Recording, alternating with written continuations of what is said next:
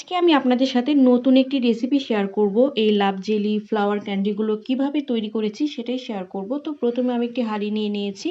তারপর এখানে মেজারমেন্ট কাপের 1 কাপ পানি দিয়ে দিলাম এবং সেম কাপেরই 1 কাপ চিনি দিয়ে দিলাম।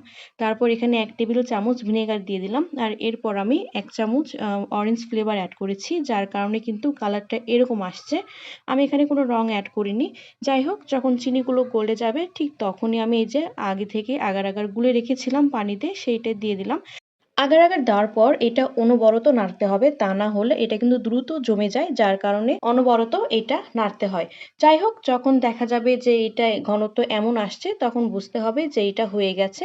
তো সাথে সাথেই চুলার আঁচটা বন্ধ করে দিতে হবে। তো আমি এখানে 3টা কালার অ্যাড করব, যার কারণে 3টা আলাদা বাটিতে এটা ঢেলে নিয়েছি। তারপর আমি প্রথমে রেড কালার ব্যবহার করেছি, তারপর গ্রিন, আর শেষে ইয়েলো কালার। তো এটা কিন্তু গরম থাকা অবস্থাতেই করতে হবে, তা না হলে কিন্তু ঠান্ডা হয়ে গেলে এটা জমে যাবে, পরে আর আমি এই ক্যান্ডিগুলো তৈরি করতে পারবো না। যার কারণে গরম থাকা অবস্থাতেই এটা তৈরি করতে হবে। যাই হোক, রঙগুলো দেওয়ার পর কিন্তু আমি সবগুলো চামচ দিয়ে ভালো করে গুলিয়ে নিয়েছি। এই তো তারপর আমি এই সিলিকন মোল্ডগুলো নিয়েছি।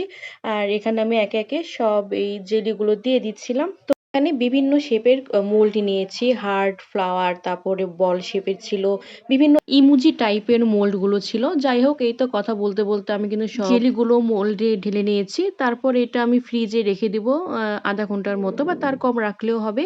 এই তো তারপর আমি মোল্ড আউট করে নিয়েছি। এটা ছিল এই ক্যান্ডিগুলোর ফাইনাল লুক। দেখতে কিন্তু আসলেই অনেক সুন্দর হয়েছে। আর এই ক্যান্ডিগুলো বাচ্চারা খেতেও অনেক বেশি পছন্দ করে আর তাদের স্বাস্থ্যসম্মত হবে। বাচ্চাদের বাসায় তৈরি করে সবকিছু খাওয়ানোই ভালো।